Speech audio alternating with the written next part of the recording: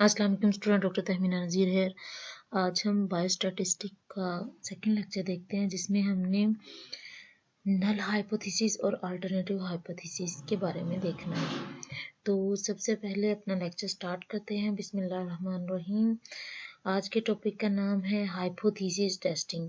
इसमें हम क्या करेंगे कि आपका हाइपोथेसिस ट्रू है या फॉल्स है, आपका हाइपोथेसिस कौन से वाला रिजेक्ट होगा, कौन से वाला एक्सेप्ट होगा, इसके बारे में हम पढ़ते हैं। दो तरह के हाइपोथेसिस होते हैं, मैंने आपको लास्ट लेक्चर में बताया था। एक होता है नल हाइपोथेसिस और दूसरा होता है अल्टरनेटिव हाइपोथेसिस। जो नल हाइपोथेसिस होता है वो हमेशा आपकी जो रिसर्च आउटलाइन है, जो आपका रिसर्च का टॉपिक है, जो आपके माइंड के अंदर एक सेट है, आपने जो जिसके ऊपर आप काम कर रहे हो उससे ऑपोजिट होता है। तो नल हाइपोथेसिस क्या है? Null hypothesis denote the H naught. ठीक है, एच नोट क्या होता है कि हम जहाँ जहाँ एच नोट होगा हमें पता चल जाएगा कि ये नल हाइपोथेसिस है। H note denotes the null hypothesis. Null hypothesis says that there is no statistical difference between the two variable in the hypothesis. जो नल हाइपोथेसिस है वो आपको ये बताता है कि आपकी रिसर्च जो हो रही है, चाहे वो आप फर्ज करो कि मैं कहती हूँ कि मेरी रिसर्च इस बात पे है कि मैंने देखना है कि एक क्लास में कितने लड़के और कितनी लड़कियां हैं।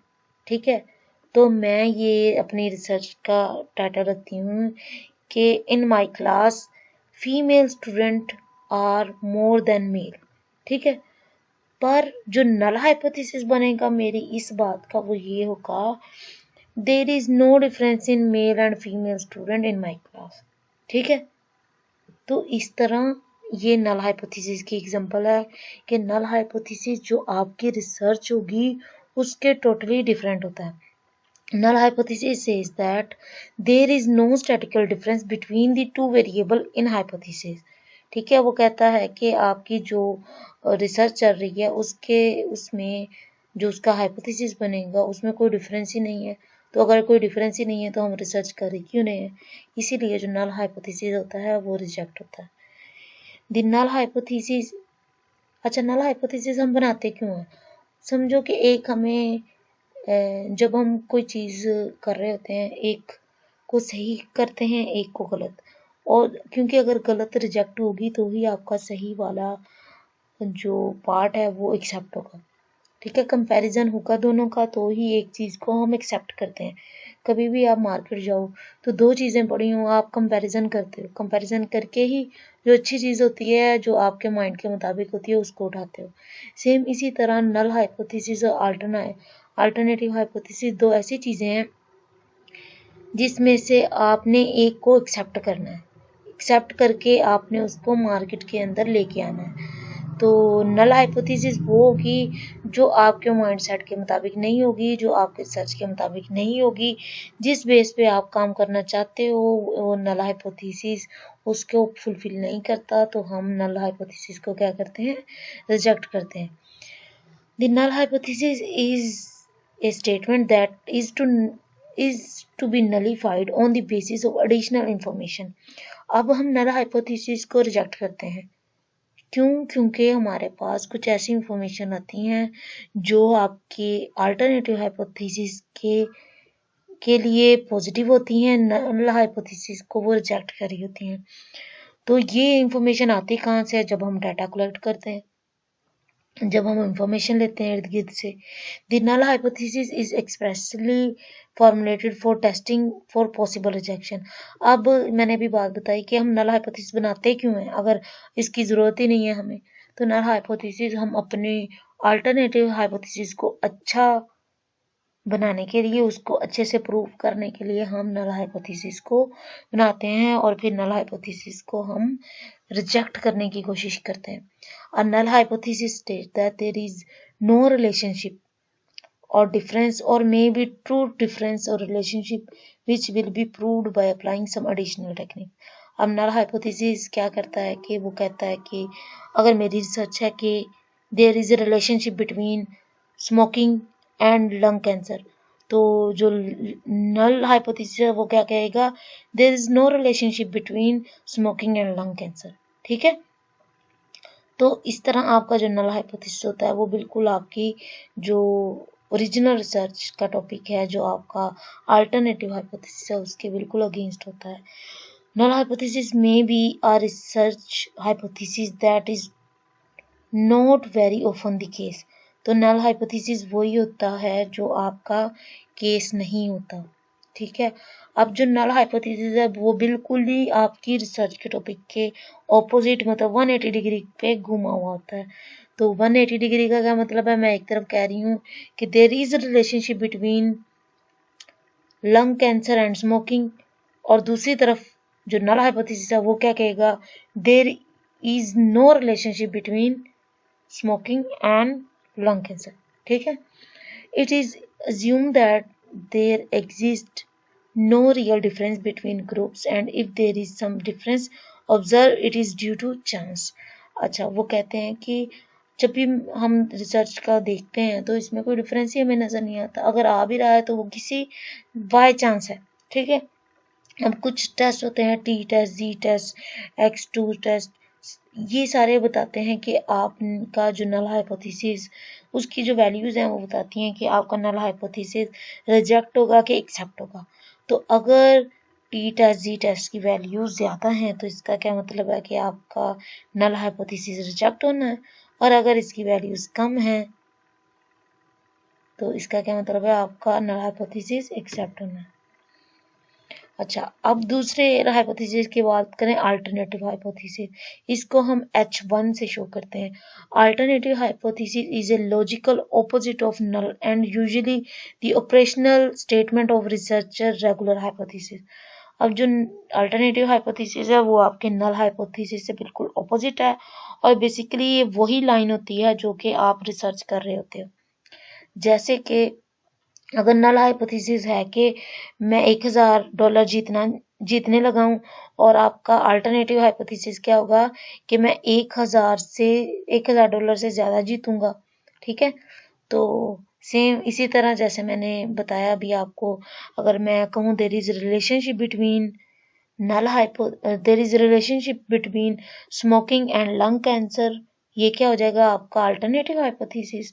और नल हाइपोथेसिस क्या होगा, there is no relationship between lung cancer and smoking. अच्छा, अब हम देखते हैं कि आपका जो हाइपोथेसिस है उसको हम टेस्ट किस तरह करें। In order to testing the hypothesis, in order to test a hypothesis the researcher determine the sample measuring the instrument design procedure that will enable him or her to collect the necessary data। सबसे पहले researcher क्या करेगा, अपना sample size लेगा, data देखेगा, किस research design के किस इंस्ट्रूमेंट के थ्रू उसने डाटा कलेक्ट करना है। डाटा कलेक्ट करने के बाद वो एनालाइज करेगा, और एनालाइज करने के बाद वो क्या करेगा कि रिसर्चर को अलाउ करेगा कि आपके हाइपोथेसिस को वैलिडिटी की उसके बारे में बताए। Collected data are then analyzed in a manner that permit the researcher to determine the validity of hypothesis। जब आप डाटा एनालाइज करते हो तो आपकी हाइपोथेसिस की वैलिडिटी पता चलती है। In testing of hypothesis we first state the hypothesis as, अगर हमने हाइपोथेसिस को टेस्ट करना है तो हम क्या करेंगे, अपनी स्टेटमेंट बनाएंगे हाइपोथेसिस की। The infant mortality rate is higher in region A than B. तो मेरा हाइपोथेसिस क्या है कि ये कौन सा है, अल्टरनेटिव हाइपोथेसिस है कि बच्चों की अमवात का जो रेशो है, जो शरह है, वो ए रीजन में ज्यादा है बनिस्बत बी के। ठीक है, और जो दूसरा हाइपोथेसिस नल बनेगा वो क्या कहेगा कि मोर्टेलिटी रेट जो ए और बी दोनों रीजन है इनमें कोई फर्क ही नहीं। Then we test the hypothesis by applying some statistical tool.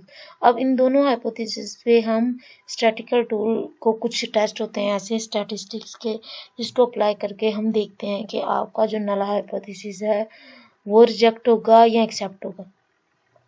ठीक है, error in testing a hypothesis, जब भी हम कोई मेजरमेंट लेते हैं उसके अंदर एरर लाजमी आता है। अब hypothesis is A simply N assumption, it may be correct और नॉट। अब हाइपोथेसिस क्या होता है कि एक ऐसी लाइन होती है जो सही भी हो सकती है, गलत भी हो सकती है, सब आपकी एक्सपेरिमेंट पे, सब आपके रिसर्च के ऊपर डिपेंड करता है। ठीक है, if there is an incorrect decision about hypothesis it is due to, अगर हमारा हाइपोथेसिस ही ठीक नहीं बना तो वो किस बिहाफ पे होता है कि हमारा स्टडी डिजाइन गलत सिलेक्ट हो गया, हमने ठीक तरीके से सैंपल इकट्ठा नहीं किया, the sampling procedure is faulty, the data collection method is incorrect, हमने डाटा कलेक्ट जिस मेथड से किया वो गलत है, डाटा एनालिसिस इज रॉन्ग, आपका डाटा एनालिसिस जिस मेथड के थ्रू किया है वो गलत है, या आपने जो रिजल्ट निकाला है वो गलत है। एरर की यही वजूहत हो सकती हैं, या आपने डाटा कलेक्ट किया वो गलत है, या डाटा कलेक्ट करने का तरीका गलत है, अगर कलेक्ट कर लिया है तो उसको इम्प्लीमेंट ठीक नहीं किया, उसके ऊपर टेस्ट सही अप्लाई नहीं किए, उसका कंक्लूजन सही नहीं निकाला, किसी भी स्टेप के अंदर आपके एरर आ सकता है। फर्ज करो, सपोज एग्जाम्पल है इसकी, suppose you want to study smoking pattern in community in relation to gender differential, अगर आप एक रिसर्च करना चाहते हैं जिसमें आप देखते हो औरतें ज़्यादा स्मोकिंग करती हैं या मेल, तो इसको देखने के लिए हम क्या हाइपोथेसिस बनाएंगे, there is no significant difference in proportion of male and female smoker, ये कौन सा हो जाएगा, ये नल हाइपोथेसिस हो जाएगा कि औरतों और मर्द दोनों की शरह में कोई डिफरेंस नहीं है जो सिगरेट पीते हैं। और दूसरा जो अल्टरनेटिव हाइपोथेसिस हो वो क्या होगा, a greater proportion of female smoker than male are smoker in study population, औरतें ज़्यादा स्मोकर हैं बनिस्बत मर्द के, तो ये आपका अल्टरनेटिव हाइपोथेसिस हो जाएगा। ठीक है, अब दो तरह के एरर हो सकते हैं आपकी रिसर्च के अंदर, type 1 error, type 2 error. Type 1 error को अल्फा एरर बोलते हैं।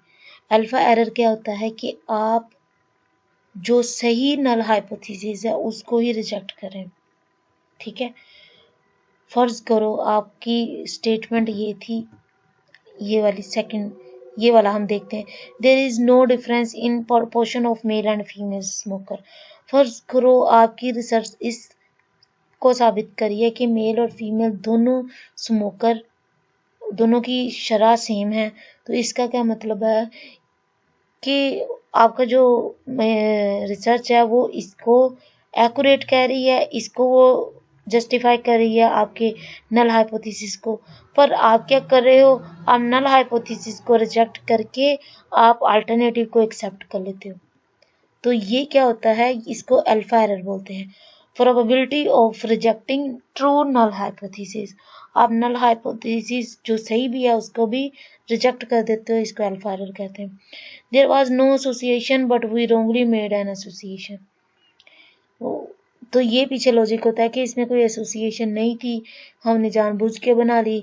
If we increase the sample size it will decrease the alpha error, अगर हम सैंपल साइज इंक्रीज कर लेंगे ऑब्वियसली जैसे सैंपल साइज इंक्रीज होता है एरर कम हो जाता है, और अल्फा 1 एरर को हम लेवल ऑफ कॉन्फिडेंस भी कहते हैं। ठीक है, it is probability of accepting of null hypothesis, तो ये बेसिकली क्या है कि हम नल हाइपोथेसिस को एक्सेप्ट कर रहे हैं, ये इसको मेजर करता है, अगर हम उसको रिजेक्ट कर देंगे तो हमारा अल्फा एरर इंक्रीज कर जाएगा। अल्फा एरर हमेशा 0.05 से तक होना चाहिए, इससे ज़्यादा नहीं होना चाहिए।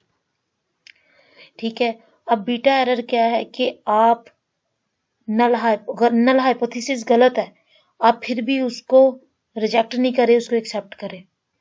ठीक है, नल हाइपोथेसिस गलत है आप फिर भी उसको एक्सेप्ट करें। फर्ज करो आपकी रिसर्च ये कह रही है कि औरतों और मर्दों की जो सिगरेट पीते हैं उनकी तादाद सेम है। ठीक है, आप जो इस लाइन को, मतलब आपकी जो रिसर्च है वो कह रही है कि मर्दों और औरतों की आदत, जो स्मोकिंग की हैबिट है या स्मोकिंग की जो रेट है वो सेम नहीं है, आप उसको एक्सेप्ट करें। ठीक है, probability of not rejecting false null hypothesis. ठीक है, आपने क्या करना है कि जो आपका गलत हाइपोथेसिस है आप उसी को एक्सेप्ट करे जा रहे हो। ठीक है, there was an association and we fail to detect that association, और उसके दरमियान कोई एसोसिएशन है हम फिर भी मिस कर रहे हैं, chance of missing to detect the real effect, हमारे पास कोई वाकई एरर है उसको हम मिस कर रहे हैं कि कोई एरर है। अब 1 बीटा एरर को हम पावर ऑफ स्टडी भी बोलते हैं। Beta error should not be greater than 0.10 और 10%, और आपका जो एरर है ये 0.10 से ज़्यादा नहीं होना चाहिए। अच्छा, we may minimize the probability of occurrence of alpha or alpha error and beta error but can't eliminate these error। हम इन एरर्स को कम तो कर सकते हैं पर हमेशा के लिए ख़त्म नहीं कर सकते, क्योंकि कोई भी जो रिजल्ट होता है वो एक्यूरेट नहीं होता। Power of study, power of study is analogous to sensitivity 1 minus beta is equal to power. ठीक है, जो आपके जो पावर है वो जो बीटा एरर की सेंसिटिविटी पे डिपेंड करती है। If a study does not detect true difference it may lack power due to following reason. अब आपकी स्टडी के अंदर एरर ज़्यादा हैं, वो किस वजह से हैं?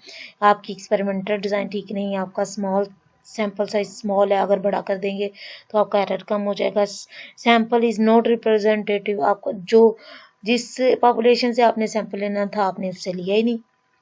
Measurement procedure have random systematic error, तो आपके जो मेजरिंग प्रोसीजर्स हैं, जिस मेथड के थ्रू आप मेजर कर रहे हो वही ठीक नहीं, वही फॉल्टी है, तब भी आपका ये एरर पॉसिबल है। तो आज के लेक्चर में हमने हाइपोथेसिस टेस्टिंग को देखा, नल हाइपोथेसिस और अल्टरनेटिव हाइपोथेसिस, और इन दोनों हाइपोथेसिस के में एरर कौन से आते हैं ये हमने चीज़ें पढ़ी। उम्मीद करती हूँ आपको समझ आ चुका होगा। थोड़ा मुश्किल है, अगर आपको समझ नहीं आता तो आप मुझे दोबारा बताएं, मैं आपको ये क्लियर कर दूंगी जूम मीटिंग में। Thank you so much. अल्लाह हाफ़िज़।